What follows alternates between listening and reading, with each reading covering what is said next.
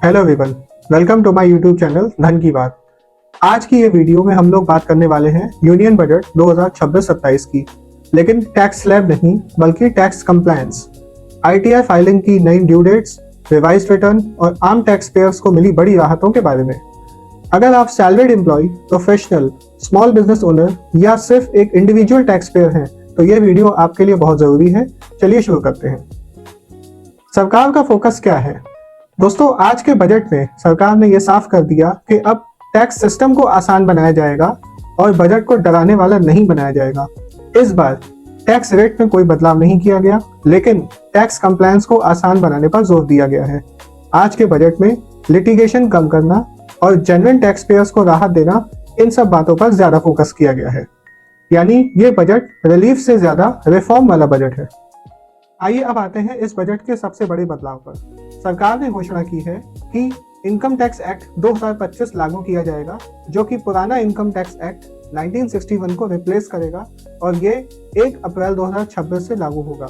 इसका मतलब कानून सरल होगा, कम सेक्शंस होंगे, लैंग्वेज इजी होगी और एक ही टैक्स ईयर की अवधारणा होगी। इसका मतलब जो पहले फाइनेंशियल ईयर और असेसमेंट ईयर का कॉन्सेप्ट था, अब वो सिर्फ एक टैक्स ईयर ही कहलाएगा।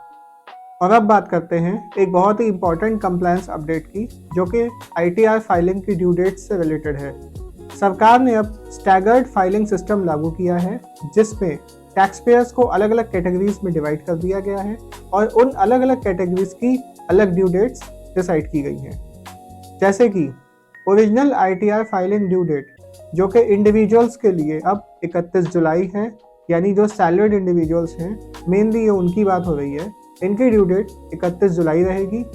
जो नॉन ऑडिटेड बिजनेस हैं, यानी ऐसे बिजनेस जिनका ऑडिट नहीं होता, टैक्स ऑडिट नहीं होता, या कुछ ट्रस्ट, इनकी ड्यू डेट 31 अगस्त रहेगी।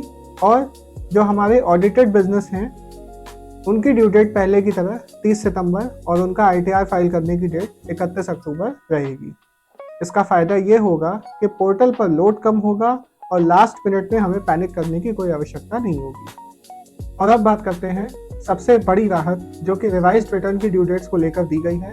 पहले हम लोग अपना आईटीआर केवल 31 दिसंबर तक ही रिवाइज कर सकते थे, लेकिन अब ये रिवाइज करने की ड्यू डेट 31 मार्च तक बढ़ा दी गई है। यानी अगर हमें अपने ओरिजिनल आईटीआर में कोई भी गलती नजर आती है, कोई भी ऐसी मिस्टेक जिसको हमें रेक्टिफाई करना हो, तो हम रिवाइज्ड रिटर्न 31 मार्च तक फाइल कर सकते हैं। इसका फायदा ये होगा कि फॉर्म 16 या 26 AS में लेट करेक्शन का समय मिल जाएगा, जेन्युइन मिस्टेक्स को सुधारने का मौका मिलेगा और हमें नोटिसेस और पेनल्टीज का डर कम रहेगा। और हाँ, रिवाइज रिटर्न पर एक नॉमिनल फी लग सकती है, लेकिन फ्लेक्सिबिलिटी बहुत बढ़ गई है। कुछ प्रैक्टिकल रिलीफ भी दिए गए हैं, जैसे फॉरेन ट्रैवल के पर्पज से या एजुकेशनल या मेडिकल ट्रीटमेंट के पर्पज से अगर हम अपने पैसे फॉरेन में भेज रहे हैं तो उस पर TCS घटाकर 2% कर दिया गया है। और NRIs के लिए एक बहुत बड़ा रिलीफ अब ये है कि अगर NRI अपनी प्रॉपर्टी सेल करते हैं तो उनका TDS पैन के थ्रू ही जमा किया जा सकेगा और उन्हें केवल इस एक ट्रांजैक्शन के लिए टैन लेने की कोई ज़रूरत नहीं होगी। और अब बात करते हैं क्या नहीं बदला। दोस्तों, ये जानना भी ज़रूरी है कि टैक्स स्लैब में कोई बदलाव नहीं हुआ है, कोई डिडक्शन नया नहीं आया, कोई भी बड़ा टैक्स कट नहीं है, लेकिन कंप्लायंस को आसान करने की कोशिश की गई है। तो कुल मिलाकर बजट 2026-27 का संदेश साफ है कि टैक्स सिस्टम को सिंप्लीफाई करने की कोशिश की जाएगी, आईटीआर फाइलिंग में फ्लेक्सिबिलिटी रहेगी, जेन्युइन टैक्स पेयर्स को राहत मिलेगी।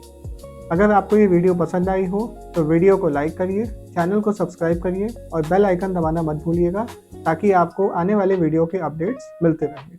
मिलते हैं नेक्स्ट वीडियो में। Good bye.